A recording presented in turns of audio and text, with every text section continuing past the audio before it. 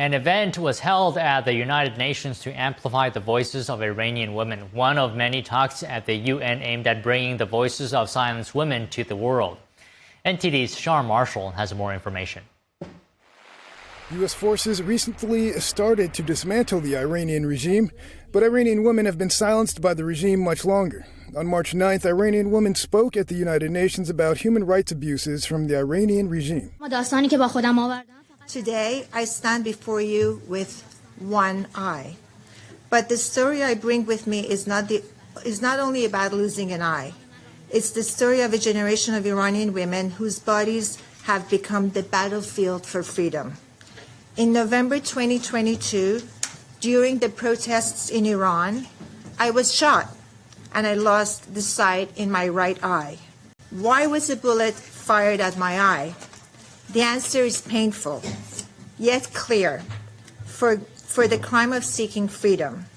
I was simply a young woman who had taken off her compulsory hijab, walking through the streets with a smile, carrying a simple dream to live freely.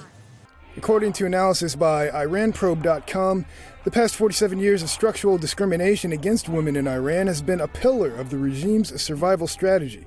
It has become the fuel of the resistance movement. The freedom of Iran is closely linked to the freedom of its women. Iranian regime.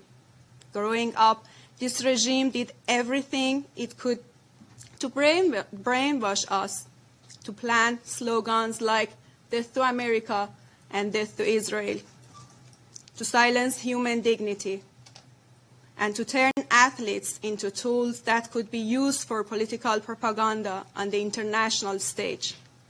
In my country, sports are under complete control of politicians. Sports have become a tool to whitewash the crimes of the regime. I remember going to national team selections and seeing incredibly talented individuals rejected.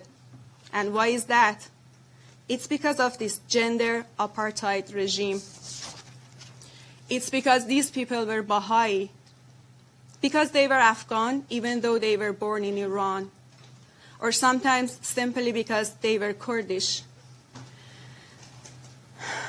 This discrimination goes even further.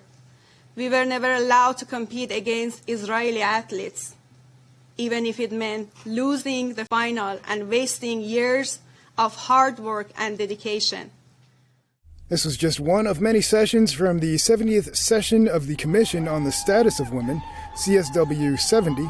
It goes on from March 9th to March 19th. Sean Marshall, NTD News.